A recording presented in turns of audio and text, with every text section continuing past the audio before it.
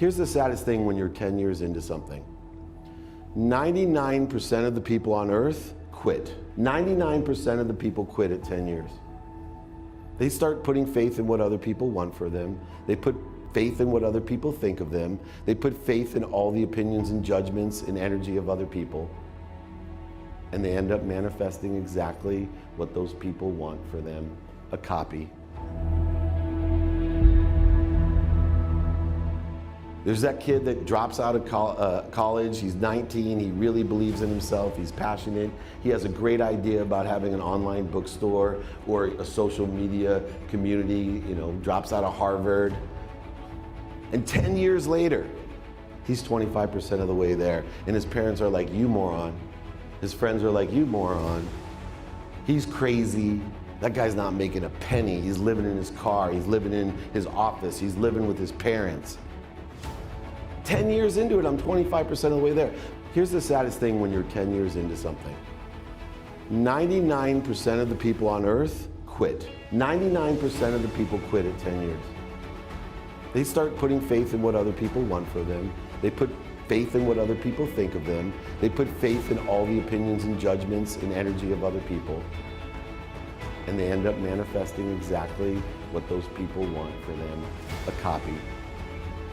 And for the rest of their lives, whether they started at 5, 15, 25, 35, 45, or 55, 65, or 75, for the rest of their lives, they're resentful because they quit. Here's the saddest thing about acceleration and growth is if you're enjoying the consistent, persistent pursuit of your potential for those 10 years, all it takes is 5 more years to get to 50%. The saddest thing about the 15-year mark on average, the saddest thing is out of the 1% that have the grit, the grind, the passion and purpose and profitability, the ones that can get to 15 years, out of that 1%, now 99% of those people quit. Because they start putting faith into what everybody else wants for them. You can't do it. You've wasted your life. Oh my God, you're 30 years old now and you started this when you were 15. Oh my God, you're 50 years old now and you started this when you were 35. Oh my God, you're 65 years old now and you started this when you were 50. And you're only halfway there. You loser. Look at you living on my couch, living in your car. What do you want for yourself? And then 99% of the people, they believe that and they go ahead and quit. Then there's that 1% that I love. Because the 1% know exponential growth and acceleration. What does that mean? They know that they're only 2.5 years away from being 100% of the way there.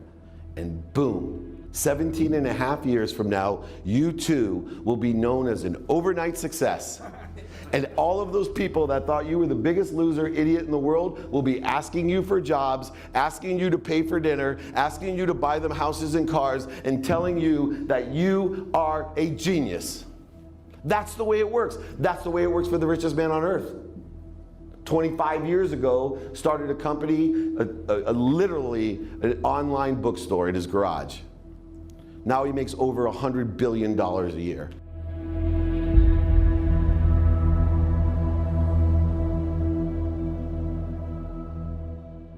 What I'd like for you to do right now, I want you to think about your dream, because I'm in a room full of dreamers. Think about your dream right now. I want you to think about it and envision it. Now, ladies and gentlemen, let me share something with you. I do not believe that any of us have dreams that were not given to us for the purpose of accomplishing those particular dreams. And I want to share something with you that has changed my life. I started out, as was indicated by Jack. It's very humble beginnings. I don't know what that dream is that you have. I don't care how far-fetched it might appear to be. I don't care how disappointing it might have been as you've been working toward that dream. But here's what I know, that dream that you're holding in your mind, that it's possible. Let's say that together, please. Say, it's possible. See, sometimes we can't say, I can do that. But what we can say, that it's possible that I can have my dream as we run toward it, as we work on it day in and day out. No one, ladies and gentlemen, could have convinced me when I started out just over 6 years ago working on my dream, and I want you to think about whatever your dream is, because I was willing to take a chance, and most people won't do that. Most of the people that you talk to try and bring them into the business, these are not risk takers. Most people have done all that they're ever going to do. They raise a family, they earn a living, and then they die. But people who are running toward their dreams, life has a special kind of meaning. And here's what I will share with you, that in the process of working on your dreams, you are going to incur a lot of disappointment, a lot of failure, a lot of pain, a lot of setbacks, a lot of defeats. But in the process of doing that, you will discover some things about yourself that you don't know right now. What you will realize is that you have greatness within you. What you'll realize is that you're more powerful than you can ever begin to imagine. There will be trying times. There will be difficulties. There will be things to overcome. And that's why first thing I want you to write down is outlast the temporary. Outlast the temporary. Outlast the temporary. Everything in life is temporary. In fact, our physical body is temporary.